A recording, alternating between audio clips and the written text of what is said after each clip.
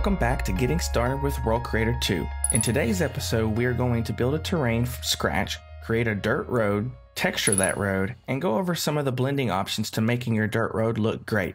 So let's get started. First up, I'm going to flatten our terrain so I can have a blank canvas to work with. So we'll come to Custom Base Shape, edit the shape, hit Flatten Entire Terrain, hit Yes, and now we have an entire flattened terrain. Now before I continue, I want to point out another variation to flatten your terrain that's a little bit different.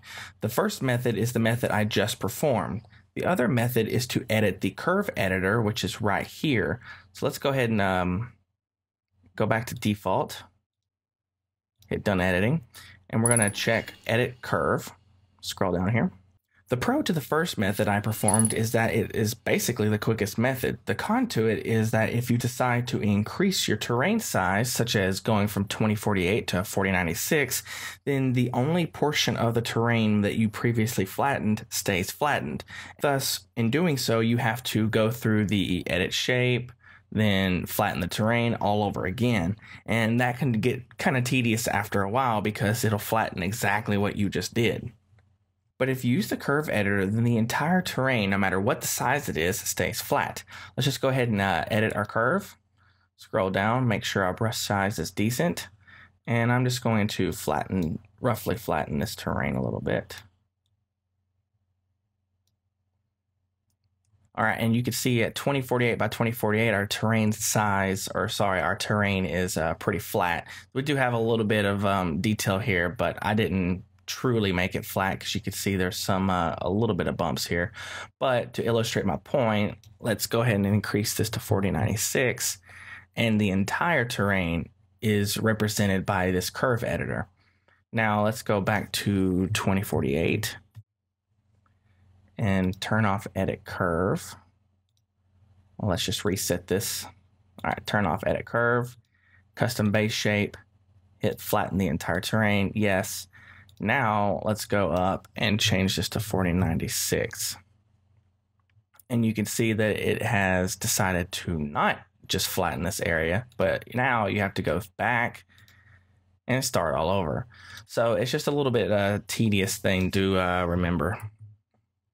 So basically the curve editor is what adjusts the generator's displacement curve, or in other words, the probability of how much the Z values are affecting the terrain based on the fractal noise. Basically manipulating the high and the low values of the shapes dictating the generator. But for the sake of this video, I'm just going to go ahead and stick with our flatten entire terrain method so that we're just working with this. Now before I start sculpting, I previously did a quick hand sketch of an image of what I want my terrain to look like in plan view, and I want to use that image as an overlay to my landscape as a guide before I start sculpting. So to add an overlay, we need to go over here to this icon for add an area. We're going to add the area. We are going to make sure that the border blending is completely 1:1, and we want to fill up our entire terrain. Now we're going to hit overlay image. And here is the image I'm going to select. Just going to increase the resolution and make the opacity 1. So let's go back to base, and whoops, what happened? As you can see, the overlay image disappears, making this not very helpful. This is because the overlay feature in areas here is only tied to the specific area that it is relating to. It's not going to stay open whenever you deselect the area. It's only going to show up when you're editing the actual area. What I really want to do is make sure that this background image stays permanently on the terrain as I sculpt and add filters and move things around. So what we have to do is we have to add this image as a texture instead. So I'm going to go ahead and delete my area here, go up to textures, add a texture, and I thought I had it in here already. Let's go ahead and import that texture, and it's just the diffuse map. Select our image, import, and here it is at the bottom. And it's a little bit white, but let's zoom in, and it's thinking it's an actual texture. So what I want to do is I want to make sure our our tile size here matches our terrain size. So 2048 by 2048. And here we go. So now that I have my texture showing up on the terrain, let's speed through the sculpting before we create our dirt road.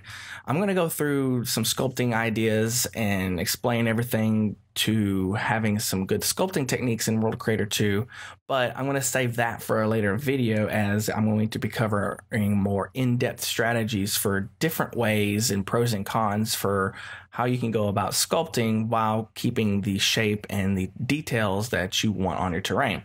So first thing I'm doing here is setting up my two areas beforehand. This is just one way of sculpting, of which I'll cover in more detail as I said in a later video. But basically I'm creating two different areas that are based on two different levels of detail. I assign each area to a different step level, so I can use one area to affect the larger bits of detail and another area to affect the smaller bits of detail.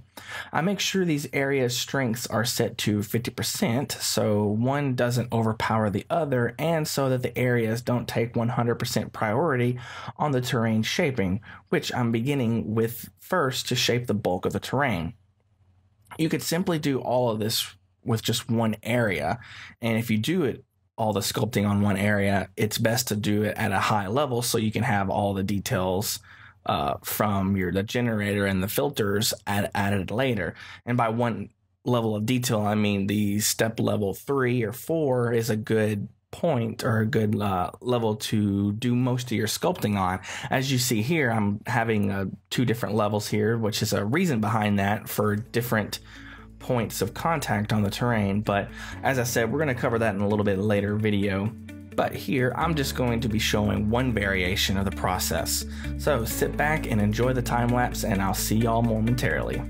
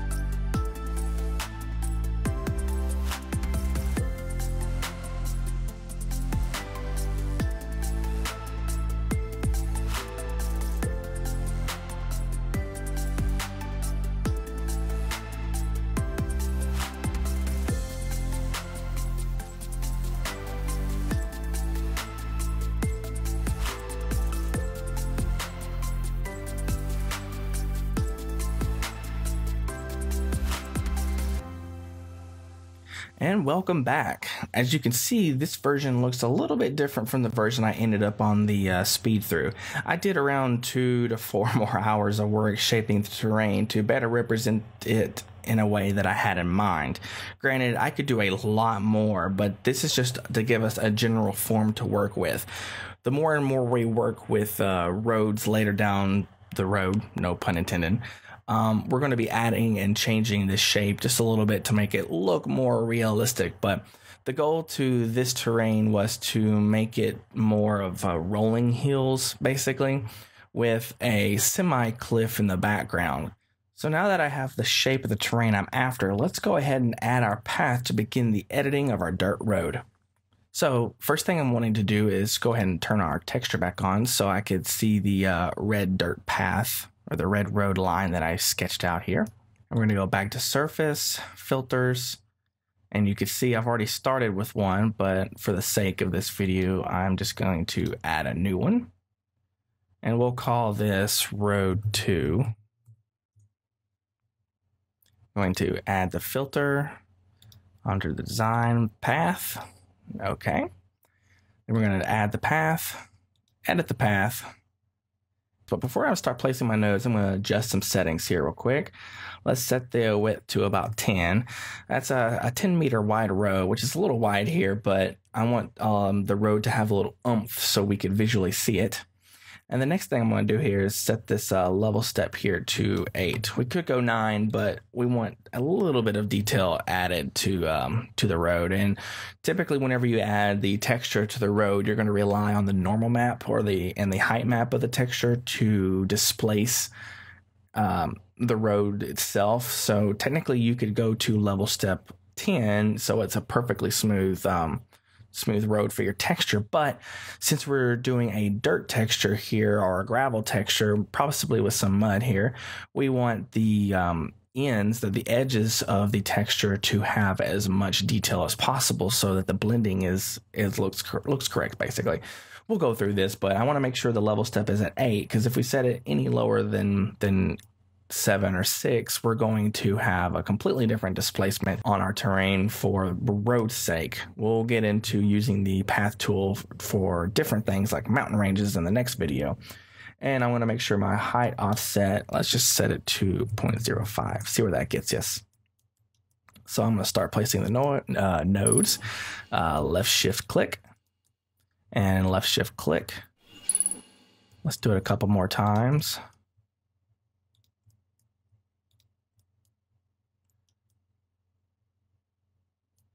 I'm just going to turn this smoothness down at least so I can see where the edges are.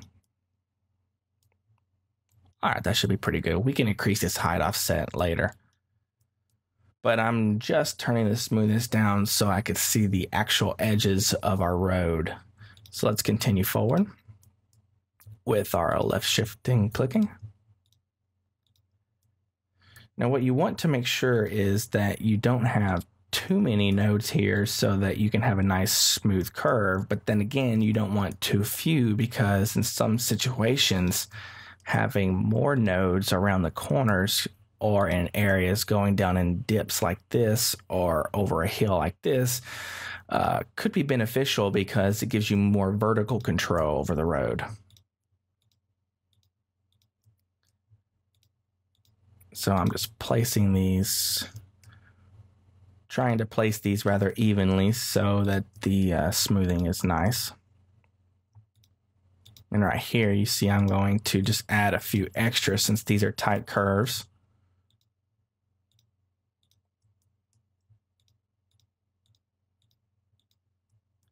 All right, and then I'm going to take the last node and pull it off the terrain. And I'm going to take the first node and pull it off the terrain. I'm going to want another one right here, so we're going to left control click on this sphere, which adds a node here. Let's move it around, increase its height a tad. All right, so now we have this. Let's just turn off our texture because we don't need this background texture anymore. And let's go back to our path. All right, so we have our path here. And now what we're going to do is we're going to edit this blending a little bit. It's going to scroll down over here so we could see this a little bit easier. And now let's just increase our smoothness a tad.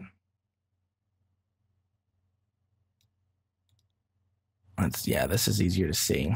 And let's turn our strength up to 1. The height offset is actually pretty nice.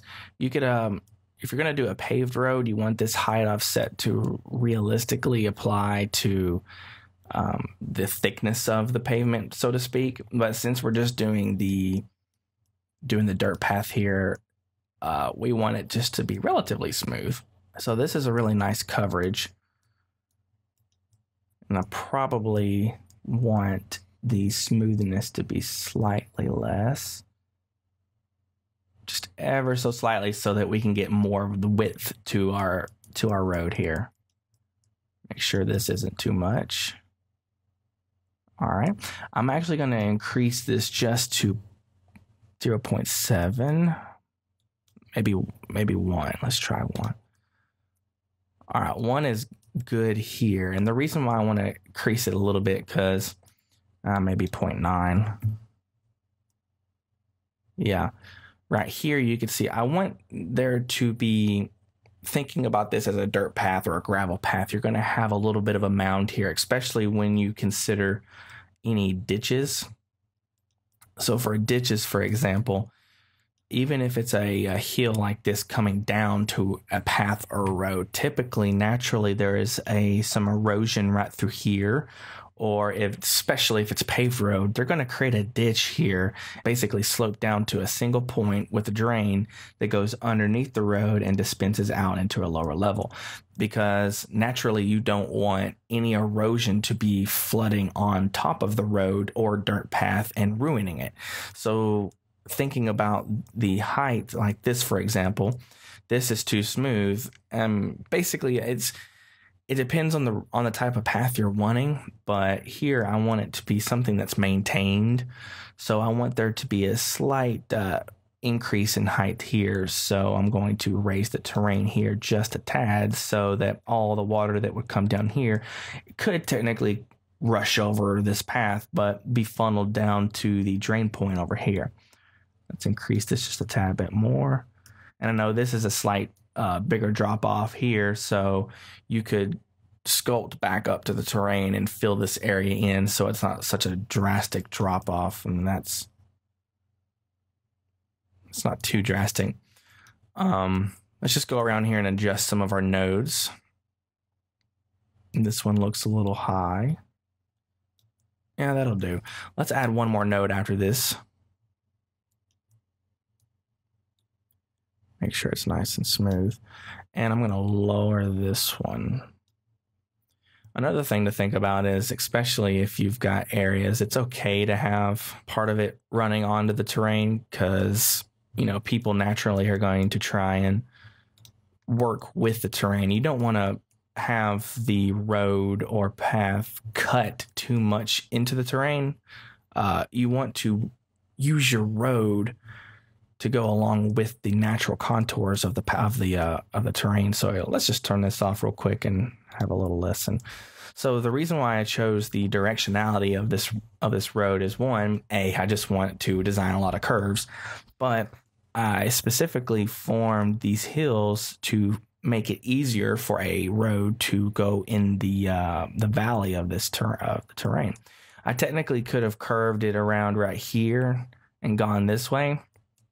But if you look across the entire surface here, going all the way around and up to this side, the path of travel is going to be more even and more level than going down in here and then coming back up, so that people walking or cars, so to speak, could stay on mostly an even playing ground all the way through the terrain. It's just a few different things to consider, but when it comes to making roads or paths or even towns, anything with design, you want to utilize the topography of the terrain to your advantage. You don't want to make a road from here straight through all of these hills. You see this a lot with interstates or highways, actually, that will, for time's sake, just carve right through a terrain, which in some cases is okay. But in here, if you've got this valley, they're going to put the interstate straight through here. They're not going to cut right through this location. Now, if this hill right here had stayed this same elevation all the way to the cliff, yeah, they're going to cut right through it. So it's just utilizing the shapes of your terrain to form your roads. But in this case, I specifically wanted the road to have some curves, so I designed the hills to look like I designed the road based on the terrain. So I kind of went backwards here, but that's just something to consider if you're having, or if you're making a terrain in World Creator 2 and you really like the way it looks, and then afterwards you want to add roads. Well, then that's the decision you'll have to make, is how you design those roads based on the landscape that you've created. I'm just gonna look around our road here. Wrong one. Let's go back to filters and edit our path. This is good, a little bit of ditch work. This might be a little high, so we want to left control this node. Even it out some and lower it a tad. In a lot of cases, if you do have this situation, like I mentioned earlier about having the road a little bit higher so you can have a ditch, in this situation, you would form, or one, you could get the terrain to form lower right here and purposely make a ditch, or you can install what's called a retaining wall, and so all the water would hit that retaining wall, or you could do this with rocks or stone. So all the water would hit those rocks and stone or the retaining wall and then filter down below naturally and underneath the path. This road, or this node's a tad bit too high. So basically what I'm doing here is I'm just adjusting these nodes so it forms a little bit more to the terrain, but has a little bit of height to it. And then if we think about what the structure of this road is, since it's going to be dirt or gravel, whenever you do paved roads, you have an underlaying. So most paved roads will have compacted dirt below it. And then above that, they'll have crushed gravel. And that gravel will be formed in a couple different layers depending on the type of pavement you're using. There is high density pavement for things like trucks and interstates and 18-wheeler tractor trailers that need a little bit heavier and compacted dirt and gravel and pavement of a thicker density so it doesn't crack. And then you have a lighter density pavement for things like driveways and side roads. So here, basically, in addition to us just creating a general dirt road, we're basically creating the underlining structure of a paved road. So as a spoiler alert, in the part 2 of this video, I'm going to show you how to add pavement on top of the dirt path you've made. So as a hint, I'm going to put a path on top of another path. So this bottom path is going to be our dirt and gravel texture, and the path above will be our pavement texture. I actually like that it's cutting in a little bit right here, so let's lower this, and maybe let's just add one more node to pop it up a tad. Okay. This is a good start. We could play with this 100 different ways, but this is actually better than the first road I tested out like 12 different times. So now that we have the underlying structure and the shape of our road here, let's just go ahead and add some textures so that we can get a good look at what our path is going to look like here. So let's go ahead and just go to our texture tab, add layer, and we're going to call this layer the base coverage. Why not? Add texture. And I've gone through and added a few extra textures here at 1K, and I got these textures from a website called polygon.com. It's a website basically that has photo scan textures, created textures from Substance Designer, specifically targeted to use for programs like Blender, but you can use it in Cinema 4D, 3ds Max, Maya, any engine, any 3D modeling software that you want. But check it out. They're pretty good textures, and this is where I got them from. And so what we're going to do is we're just going to add 1 or 2 textures to get the underlying coverage of our terrain here. So I'm just going to start picking a couple to get a good look at our terrain here. So let's pick this ground dirt. Now these textures are originally 3K, but I knocked them down to 1K. But I'm going to go ahead and increase their tile size by 3. Actually, let's go ahead and bump it up to 5 and add another texture, this ground forest texture, and make sure it's 5 as well. And I basically want this forest texture to be in the concave part of this or the lower underlining parts of the terrain here. So we're going to scroll down under cavity, hit concave, and you can see there it's under the underlining parts, and we're just going to mess with some settings real quick.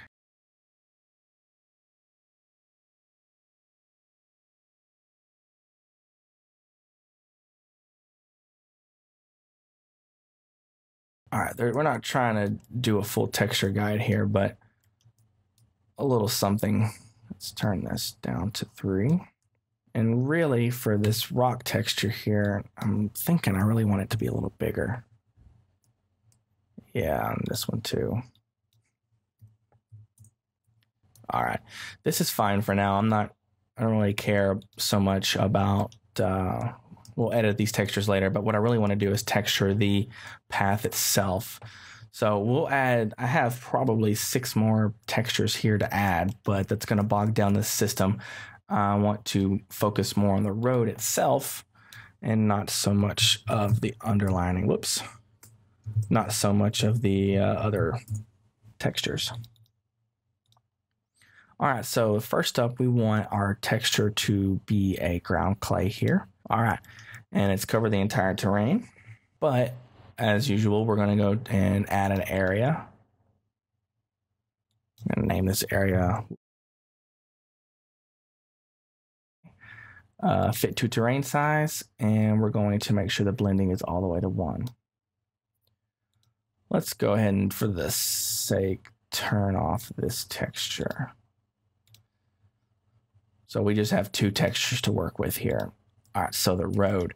So now we want to, under the blend map properties, hit filter, and we want to pick which filter I want to use. And now I believe it's this one, because it should be the second one. I'm going to remove this first road so it doesn't confuse me. So let's go back to here. All right, so we have 1 path, and that's going to adjust it based on just the path. So you see that it did not apply any blend mapping to the road path. That's because this level step needs to be 1 step higher than the level step of the path. So we set it to 8. This needs to be at 9. So you can see now it's filled up the entire road. And under 8, it has not. Under 10, it has not. This needs a lot of work, basically. So I'm in contact with the developers on coming up with different solutions for filling in this terrain. This path and path properties. As you can see, the blend here is not entirely smooth. And we have notches through where the erosion occurs. So it's like the erosion of the terrain below and the height of the terrain below is kind of bleeding through, which isn't necessarily a bad thing. You could technically justify that these little glitches here are, part of your erosion texture. Like you can, if you've got water coming down this crevice here and it crosses the road, well, the dirt on that part of the road would be wet. So you could justify that this part is the same dirt texture, but with a higher tint or a mud texture, basically. That's not what we want. We want that control. Like this, there's no erosion here. This is basically just a height glitch. So what I'm working right now is based on RC beta 13.02 B, as you can see up here in the top left. And I think in discussions, RC14 or RC15 will address all new features and fixes and bugs for the path tool to basically fill this in as you would imagine it, instead of having a strip coming right down the middle. We're just going to work with what we have right now in RC13 beta. So to get it to fill in most of the terrain, right now you have to set the level step one step higher than the level of the terrain or of the path that you edited. Later, even this use level step where you can go through and adjust all the different strengths, I would love for this to be working right now, because then it gives total control over how it's affecting the terrain. But as of this release candidate, only this method works. It's unfortunate, but it is being addressed, and it will be able to fill in the entire path as you would imagine it to. So to go ahead and make sure this is filled in. Well, first, let's just go to our texture, road, area, and set it to the path itself. So you can see now it is going exactly where the blend map is showing. We want to fill in the rest. So to do that, we need to off-check filter. It still keeps our blend mapping, but we need to edit it, and we need to basically paint it in. This could be a nuisance, especially if you want it to fill in the entire terrain up front. But just so you know, you don't even have to have a path selected to draw a path. You could texture a path. So that is pretty nifty. So one thing I want to cover here real quick is a couple of these brushes. One brush, which is really nice. Let's go ahead and set this resolution to 4K. One brush that's really nice is this rectangle brush. Ooh, it's too big. Let's set the width to something like 30. Right. So you can basically paint a nice square. I need my brush strength at 1, please. Try this again. All right. So this is a decent hard edge, which is really nice, because if you're wanting to create a concrete pad or create, this could be useful for an asphalt texture, since asphalt is pretty hard. There's a little bit of blending here, but you can adjust that in your settings. And you could, if you wanted to, whoops, sorry. Let's go back to area. I am all over the place. You could even rotate this some to create your path based on paint segments. Or if you want to, well, that is totally the size. Let's change the size to 20. And let's rotate it some. I believe 145. Here's good. 12 meters across. This 12 is talking about the longitude part, or the long part of this horizontal brush, in case you were wondering. And so we can go through and paint this much more fine if we wanted to. Or what I'm going to do is I'm going to get a hard edge brush here. Actually, I'm going to get this brush right here. So you got the full covered circle. You got a smooth brush. This brush is the one with the most full alpha mask, but at the very, very edge, there's a slight blend to it, which is nice. So I'm going to set this to something like 14 in size. There we go, 15 in size, and that's about slightly about the width of our path here. So I'm just, for the sake of time, I'm just going to run through this really quickly.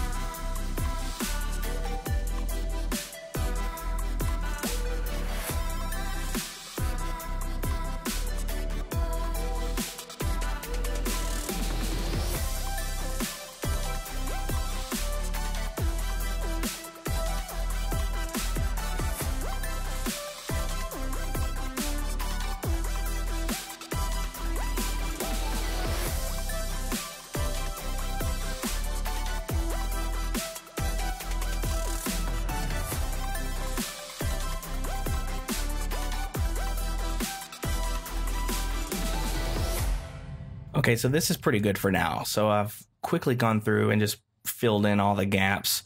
I've even in areas such as this, just cut away where the hard verticals are, because I want the path to be a little bit more of a sharp edge. But it's rough right here, but we're making a dirt path after all. So the edges don't have to be super sharp. But in the next, in part 2 of this video, whenever we do the pavement, I'm going to have to show you exactly how to do the hard edge. And that's going to be a really fun episode. So as you can see, we've got our nice path here. So let's go ahead and just add a few more textures to our dirt road. Let's go back to the base coverage and enable this. All right. Let's turn off eliminate tiling. And then what I want to do is I want to edit the actual texture of the road a tad. Let's add another one. So this one's a little bit of a darker hue, but we're going to adjust its settings a little bit. We're going to do a slope so it focuses mostly on. There you go. So as you can see, we've got the dirt underneath. Let's turn this to 10. 10 with a blending of 0.25. All right, so we got 2 different dirts here. We have this edge dirt, and then we have the main dirt path in the middle. But I want to go ahead and add a little bit of a noise to it, so you can see a little bit of the underlining dirt right here and the dirt that we just added. We could shade it a little bit darker. Shade it a tad bit darker like that. We could add so many different layers to this. All right, and additionally, we could add a gravel texture. Let's real quick just turn this off so that we could actually move a little bit better. So I want to add the gravel texture that I have here. It's actually called Pebbles Beach. And this is a really nice texture if you have someone that or a community that wants to put some really nice crushed gravel or sand on a path, like a walking trail. This is really nice on your feet. We've got a couple here in town that are like this. And so I want to additionally do a slope, but I want the slope to be a little bit less than the dirt. This represents it a little bit better so that the 2 dirts are on the side and the gravel's mostly in the middle. Let's try for 3.5. It's a lot of messing around going on. So that looks a little bit better, but I also want to blend it in just a tad bit.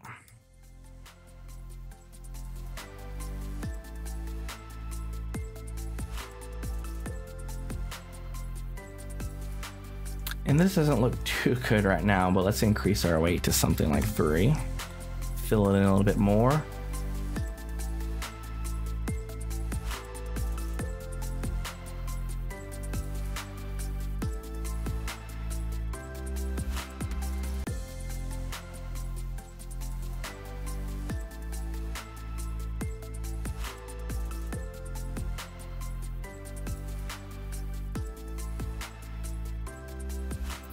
All right, so after a lot of different adjusting here, I've got something that I kind of like.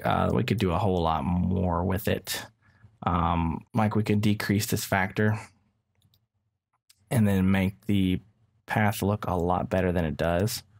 Like this looks pretty decent with a little bit of dirt on the edge, nice gravel path, a low-lying area of wet gravel that has turned into a little bit of dirt.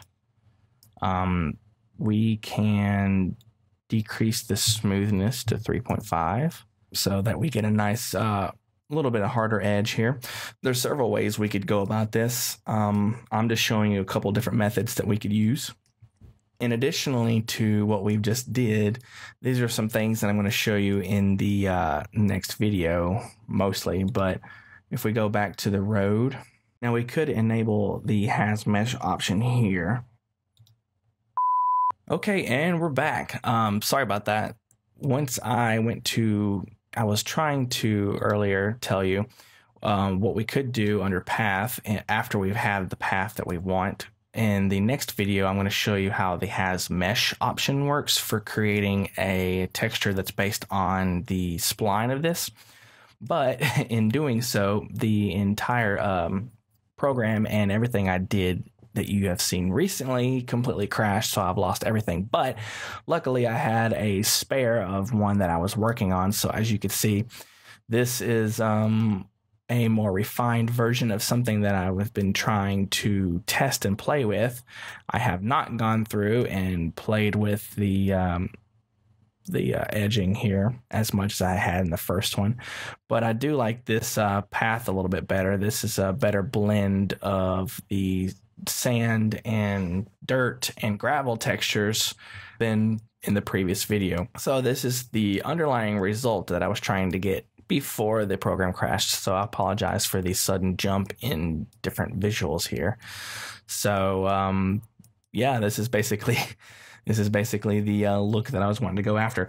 But what I was trying to say earlier about the has mesh option, we could enable this and it would apply a texture to it and it will cover the entire path along the spline. This is especially great when adding paved textures. But the problem with that is, well, I'll basically explain it in the next video, but it doesn't have a curve on the edge like this. It doesn't go with the settings that you've set up for the path. That's one of the things that I'm in talk with the devs on, is implementing a lot more options for this has mesh. So don't you worry, in another RC update, 14 or 15, that functionality will be much, much better. But whenever you use this function, or if you think about a texture that's like a pavement texture that's going to go along this dirt, let me just show you real quick. Let's just add a new area. Sorry, new layer. I actually have a road here and a dirt road here that's got very straight lines or rugged lines. And right now, there's no functionality into orienting which direction this these lines can go when you place it with the has mesh. But by default, if you make sure that the path is from left to right instead of bottom to top or top to bottom, it'll go along the path of your path, basically. So that's pretty cool, and I'll be sure to cover that in the next video. But right now, this isn't the best method, as there isn't enough control for paths in regards to roads at this time. But I know for a fact there are several adjustments under discussion for enabling that ability to make roads specifically rather quick and easy. We will go over these steps in a later video when they have been addressed, but for now, this is just one way to creating a path, and we're going to be covering several different methods to paths in later videos. So now that we covered the basics to adding a path and one way to texturing that path to resemble a dirt or gravel road, in the next official video in the series, I'm going to show you one of my favorite things to use the path tool in, creating mountain ranges. Till then, I'll see you in the next one.